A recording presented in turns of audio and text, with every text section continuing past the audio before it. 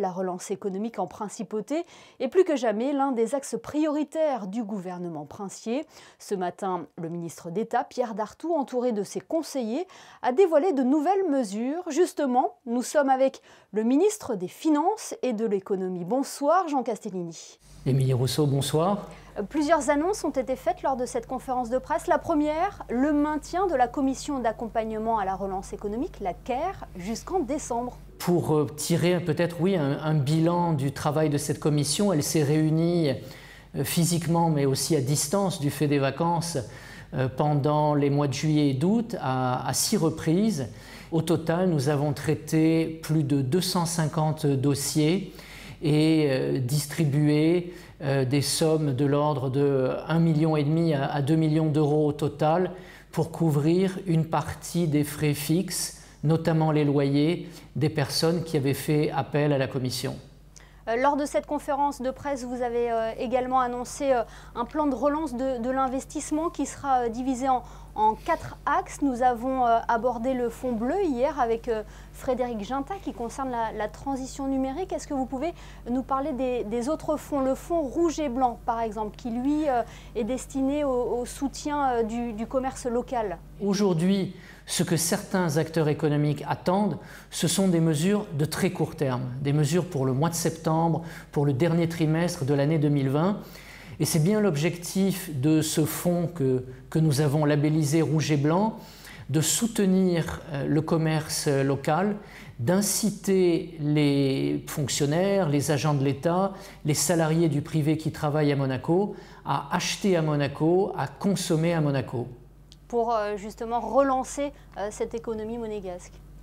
Tout à fait. L'idée, c'est justement à travers, par exemple, l'utilisation d'une plateforme comme Carlo, qui a montré toute son utilité, toute sa pertinence, notamment pendant la période de confinement, mais aussi depuis, de faire bénéficier les consommateurs d'avantages financiers, de les inciter à parrainer d'autres consommateurs potentiels, et que pour pour le commerçant lui-même, et qui a évidemment des frais liés à l'utilisation de la plateforme, eh bien, que ce soit l'État qui prenne ces frais en charge. Autre axe, le Fonds vert national qui a vocation à soutenir la transition énergétique. L'État avait d'ores et déjà par le passé créé un article budgétaire, inscrit des sommes au titre du Fonds vert national.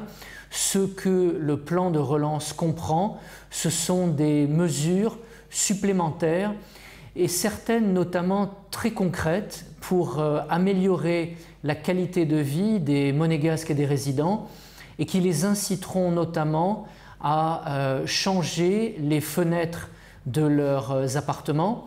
On peut y voir un intérêt, bien sûr, de réduction du bruit, mais surtout un intérêt par rapport à la consommation de chaleur des bâtiments vers davantage d'éco-responsabilité.